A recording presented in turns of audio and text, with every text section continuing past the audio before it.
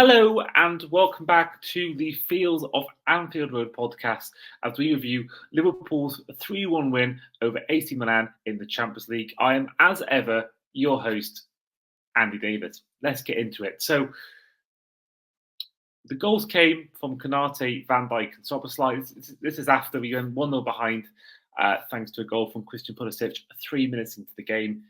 And it was, to be honest, the worst start possible. It really was the worst start possible. You know, you think about even before the goal went in, there was a period in the game where Van Dijk had to clear the ball near his line, and there was a worrying moment, I think, early on in the game, and then just moments later, they get the goal through Pulisic, and it really was a really poor goal all around to concede. You think about where Pulisic was on that right-hand side of AC Milan's sort of attack, and there was no Tsimikas to be seen, and there was Konate and Van Dijk were a bit of fault as well, but you'd like to think Tsimikas would have been more sort of in his position when that goal went in. I just think that, you know, whilst we all know he's not the starter for a reason, I don't think that helped the case for him as making more starts. I don't think he's that bad really apart from that moment. I think that was really the one moment where he did struggle the most. And yeah, it was all around a really poor goal to concede. It really was. And I think, you know, for a team that, you know, you're a year away from playing the Champions League football, you know, you made the final the year before that, you know, 2 seasons before, I should say, you know, it's a team where our last game in the Champions League before this one was a Champions League final. So, you know, a team that, you know, 6 Champions Leagues for a reason, high expectations in this competition, not the perfect start you want, especially in a tough place like San Siro with an atmosphere that is intimidating at the worst of times.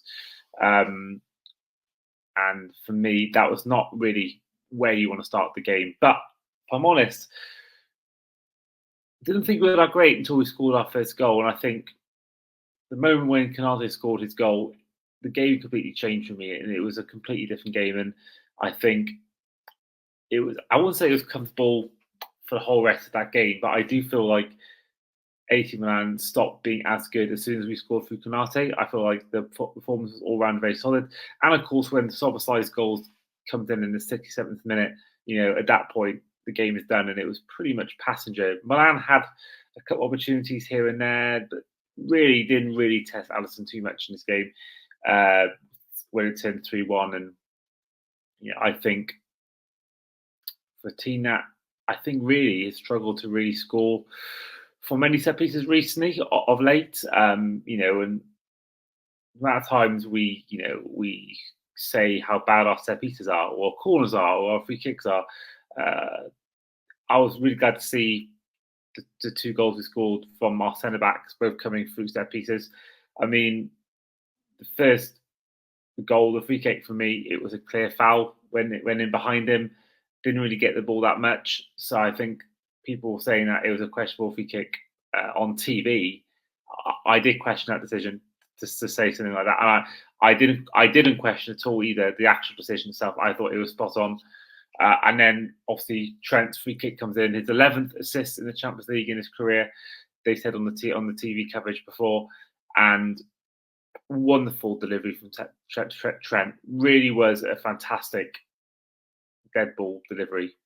And Konate, who they said as well as his first goal in any game since the semi-final of the FA Cup a couple of years ago against Man City, and brilliant header. Really, that was the shock factor we needed to really get back in this game. And I think that there was a few minutes before the goal went in where we started to get more of the ball, more of chances, and, you know, without really any clear-cut opportunities. But the clear-cut chance came then through the goal from Konate, and it was a brilliant header, powerful header, which, you know, got us that equalised. And I think that really, you know, helped change the game in a good way for us, because it wasn't long after Konate scored that Van Dijk did in fact get his goal. Looking at the minutes of the goals, it was only actually as long as I thought. It was from the 23rd minute to the 41st minute of the game. But that was the second goal that really helped settle our nerves. And, you know, to go into the halftime break 2-1 up rather than 1-1 is always a good thing to have. And yeah, Van Dijk again, got to really praise him for the goal. I mean, it was he was well marked, and he lost his man and got in and got the header in. I think I was really impressed with his sort of aerial dominance there.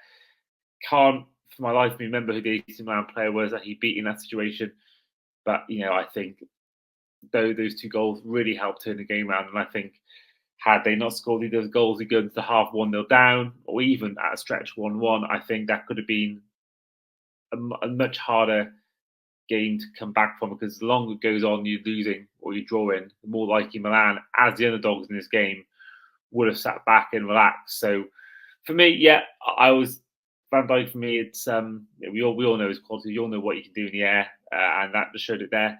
I don't know when his last goal was. We all know. I got a feeling it might be in the League Cup final. I could be completely wrong on that, on his last goal for the club, but yeah, we all know what he can do from the air. We all saw it in the League Cup final against Everton in his debut.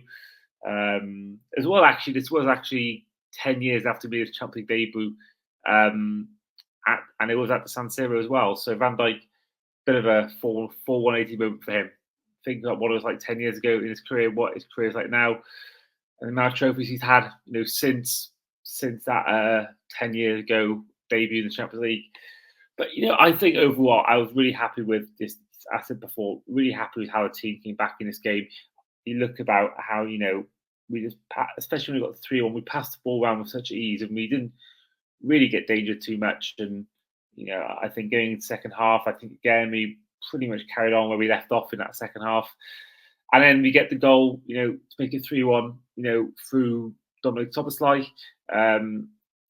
He had the ball originally, great ball to Gakpo. Gakpo was really impressive in his moment. Didn't start the game, came off the bench, and we often see players, trying really hard to impress a manager, coming off the bench, trying to, sometimes be too greedy, and it can go that way. So I think Sturridge did it a lot. Gakpo has been very guilty of that in the past, but I was really pleased to see his contribution to that goal. I think he caused a few problems in the game when he came off the bench.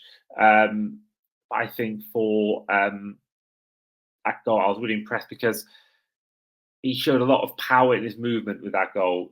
The way he went past a couple of players, and then in the end, the way he crossed it in for Szoboszlai, who it wasn't the most convincing of finishes, but however you look at it, the ball's on the back of the net, and he did that. So Szoboszlai got the sort of score sheet, but a lot of that praise really goes down to Cody Gakpo. I thought that was a good move from him.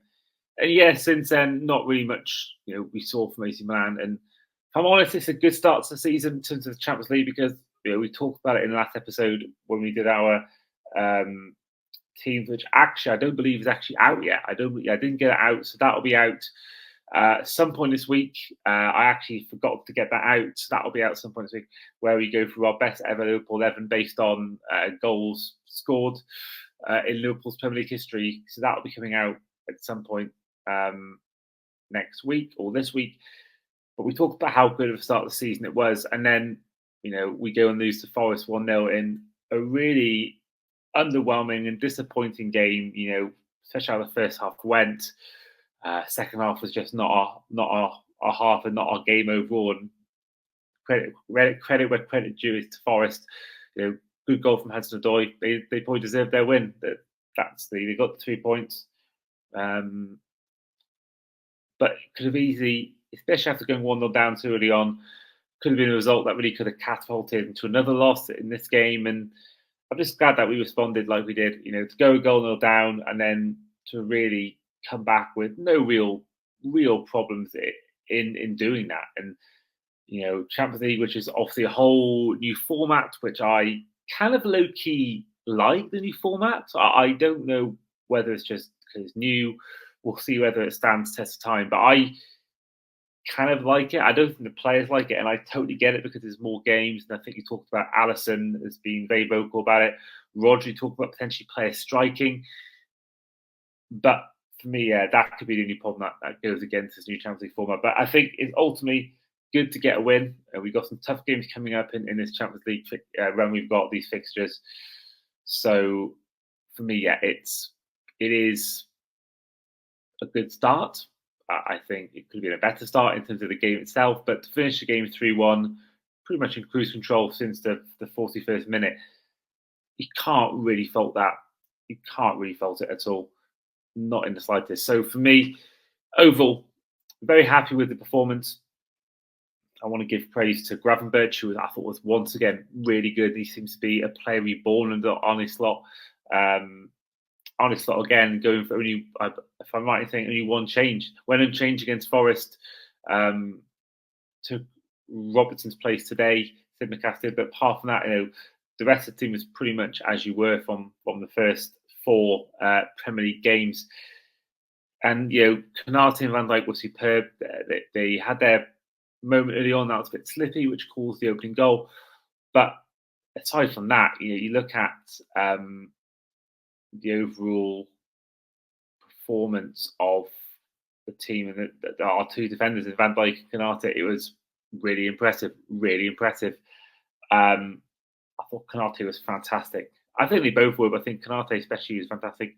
Trent had a few loose balls here and there.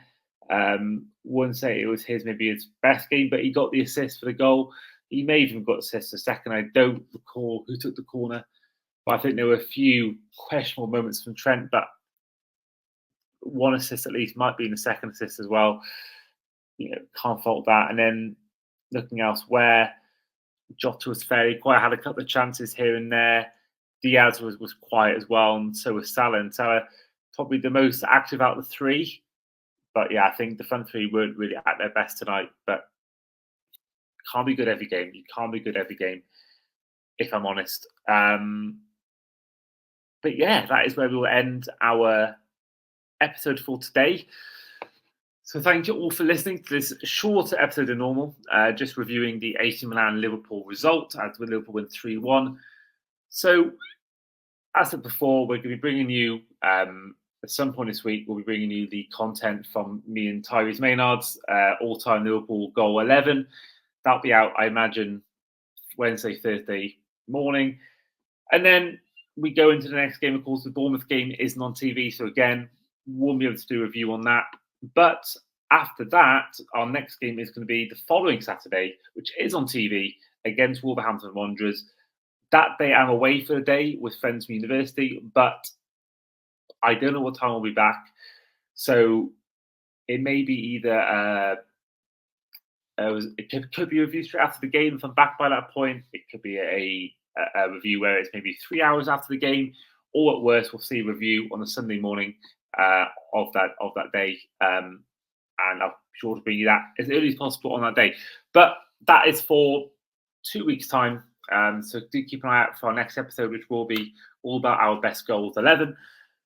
This has been the Fields of Anfield Road podcast with, as ever, your host, Andy Davis. And we'll see you guys next time.